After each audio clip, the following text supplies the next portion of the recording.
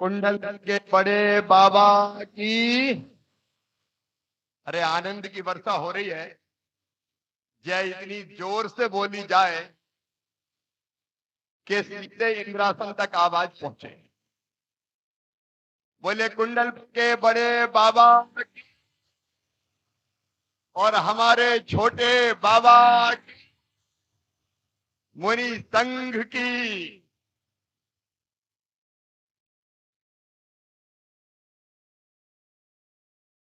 सचमुच में अद्भुत दृश्य है। स्वर्ग के बारे में हमने सुना है, देखा नहीं, लेकिन स्वर्ग भी इससे सुंदर क्या होगा। आचार्य भगवान आपके चरणों में प्रणाम है। जहां इतने तपस्वी हो, इतने सिद्ध हो, ऐसी दीदियां हो, माता जी, जिन्हें संपूर्ण जीवन आचार्य जी के मार्गदर्शन में सब त्याग के समाज की सेवा में लगा दिया। प्रणाम आपको। इस दृश्य को देख के हम धन्य हुए।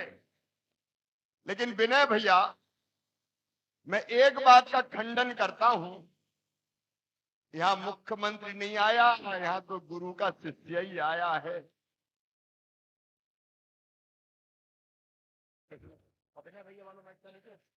शिवराज अगर आया है, छोड़ के आया है। गुरुदेव आपके चरणों में सब कुछ न्यौछावर करने आए। और हम सब जो बैठे, ये अत्यंत सौभाग्यशाली है। हमने सौभाग्य पूरे की पूरी जो आचार्य भगवान और ये दृश्य को अपनी आंखों से देख रहे हैं, अत्यंत सौभाग्यशाली हैं।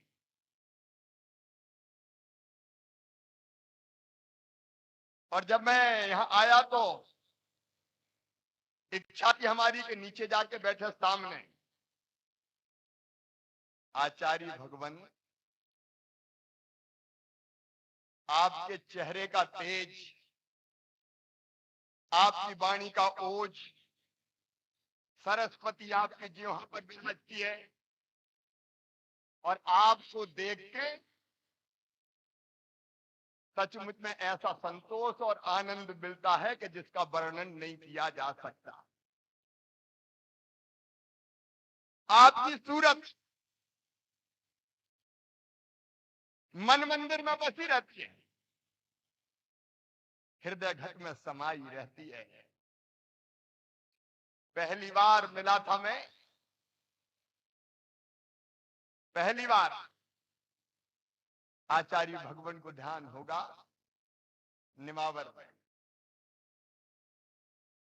गमछा डला था मेरे गले में। भगवान ने कहा था गमछे वाले। तब मैं सांसद था और तब साधना भी शायद मेरे साथ नहीं थी। तब से आपकी सूरत आंखों में समाई हुई। मन तृप्त नहीं होता। और सचमुच में हमें आने वाली पीढ़ियां ये विश्वास नहीं करेंगी कि कोई चलते फिरते आचार्य भगवान कभी इस धरती पर आए थे।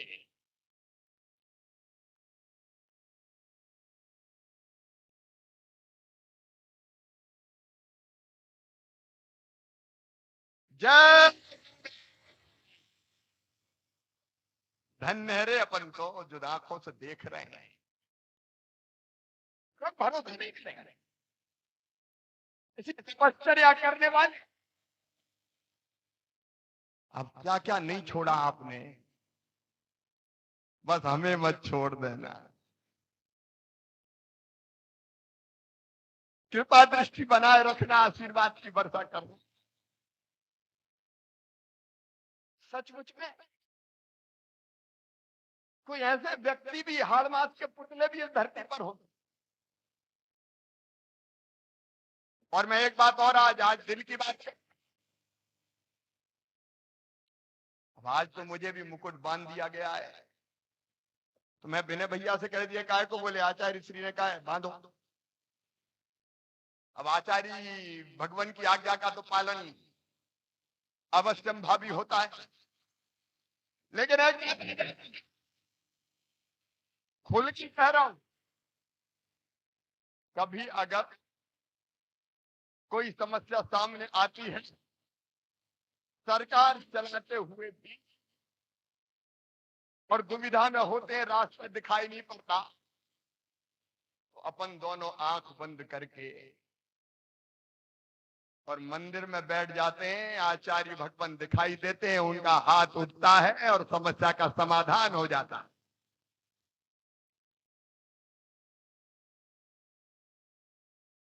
और मैं ये भी नहीं छुपाता, रोज आचार्य भगवान के चरणों में प्रणाम किए मैं भोपाल में घर से निकलता नहीं हूं।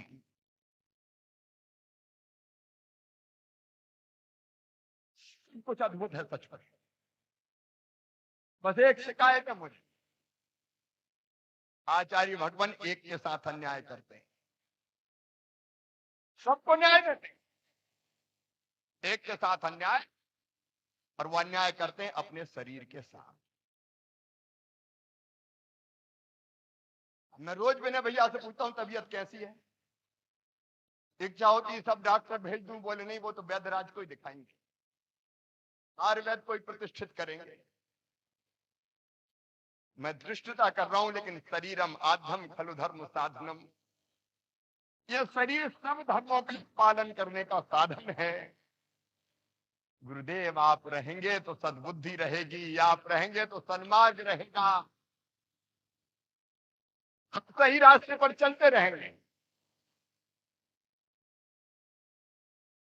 शरीर का भी ये चरणों में सबकी तरफ से प्रार्थना है, सबकी तरफ से प्रार्थना। मुझे याद है वो दिन जब मैंने मुख्यमंत्री की शपथ ली,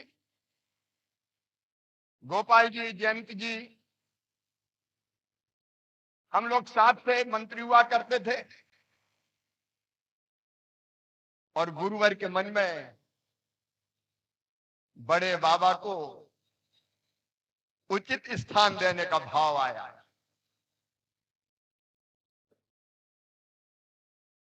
जितने मंदिर बने, जिनालय बने,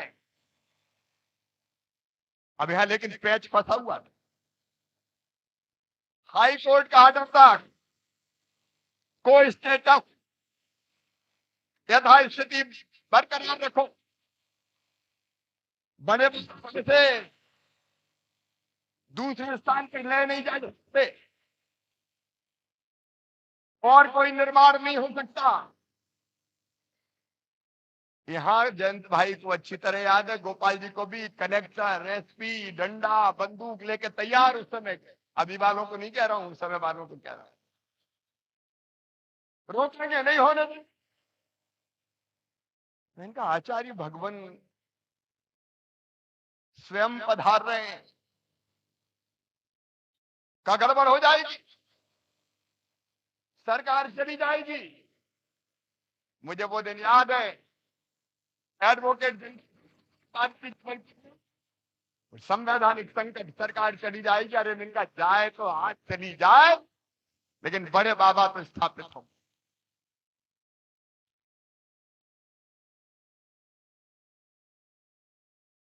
और आज जब ये दृश्य देखते हैं, आहा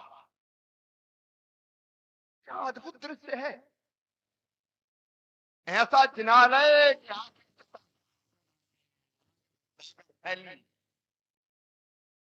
एक एक चीज देखिए, गुरुदेव ने अपने आप को खपा के बनाया। पूरी दुनिया आएगी, आज मैं कह रहा हूं, इस पवित्र धरती पर यहां दर्शन के लिए पूरी दुनिया आएगी, पूरी दुनिया।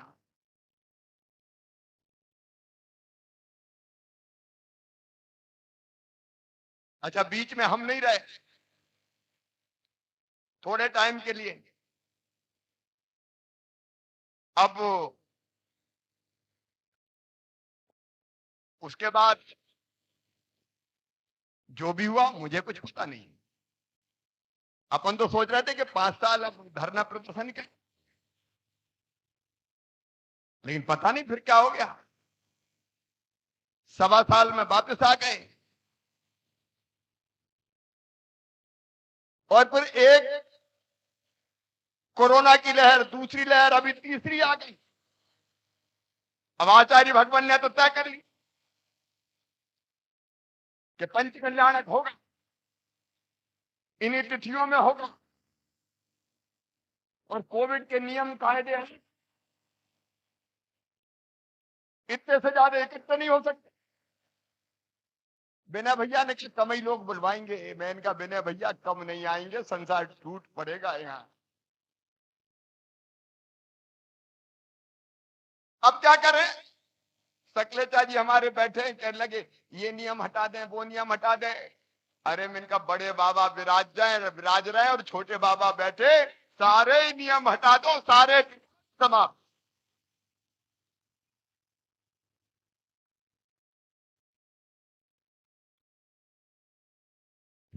नियम प्रतिबंध हुआ, अच्छा मन नहीं हुआ ही, कोई प्रतिबंध नहीं। अब बड़े बाबा जाने, छोटे बाबा जाने। अच्छा, अब कोविड ही बच गया। आजकल केस ही बहुत कम आ रहे हैं, गिने चुने इक्का दुक्का, और वो भी आ रहे हैं तो दूसरी लहर निभाने नहीं आ रहे, मरे खुरे, सर्दी जुकाम, कोविड खत्म।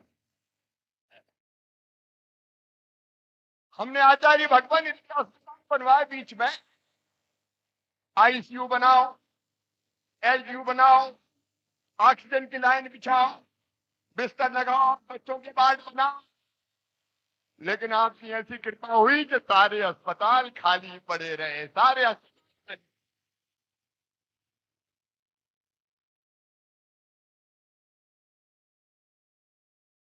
अब कहां गया कोविड? ये सब आपके चरणों की कृपा है, और बाकी जो कुछ हुआ है वो तो आपका ही चमत्कार है, बड़े बाबा का चमत्कार, छोटे बाबा का चमत्कार। ये काय का कोई को श्रेय फ्रेय नहीं है, काय का शिवराज, जो कुछ है बड़े बाबा छोटे बाबा। तेरा तुझको अर्पण, क्या लागे मेरा। कई बार एक इच्छा होती है कि एक आध मौका ऐसा मिल जाए कि धूल बन के चरणों में चिपक जाए तो कुछ देर साथ तो चले जाए।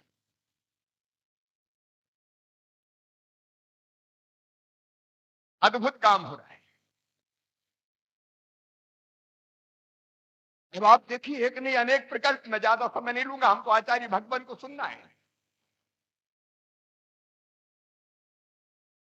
जगह जगह दयोदय गौशालाएं,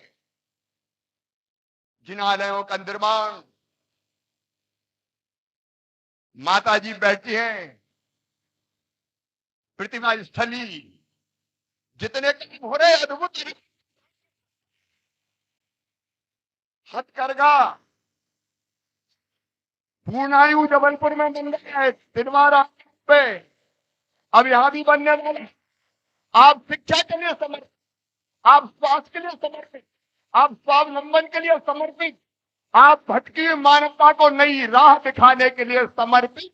एक में अनेक चल रहे हैं। ऐसा तो काम सरकारें भी नहीं कर पाती, आचार्य भगवान सरकारें भी नहीं कर पाती। जो सरकार को करनी चाहिए, काम गिनाऊंगी घंटों हो जाएंगे, लेकिन काम दिखाई दे रहे। और इसलिए सचमुच में आपको प्रणाम, आपके चरणों में प्रणाम। केवल 2-3 चीजें मन में आती है जो आपसे कहना चाहता हूं। गौशालाएं, दयोदय, वैसे तो आचार्य भगवान के नाम पे जीव, उनके नाम पे गोपालन की योजनाएं, उनने जो दिया है वो तो कोई वापिस ही नहीं लौटा सकता। लेकिन वो विनम्र प्रयास जरूर किए हैं। आपका हर एक प्रकल्प अब भाग्योदय है। सागर में कितने बीमारों का इलाज हो रहा है। आयुर्वेद को आपने प्रतिष्ठित करने की फैसला किया है, अपने आप में अद्भुत है। इतने चल रहे हैं कि सचमुच में पीड़ित मानवता धन्य हो जाएगी, पीड़ित मानवता धन्य हो जाएगी। और आपने जो कहा है, आज मातृभाषा दिवस भी है। आचार्य भगवान ने हमेशा कहा है मातृभाषा में ही शिक्षा दी जानी चाहिए। मातृभाषा में हिंदी को अपनी स्थिति घोषित किया। और जब मध्य प्रदेश में आचार्य भगवान हमने तय किया इसी साल से मेडिकल इंजीनियरिंग की पढ़ाई भी एक एक कॉलेज में हिंदी में ही होगी, अंग्रेजी में नहीं होगी।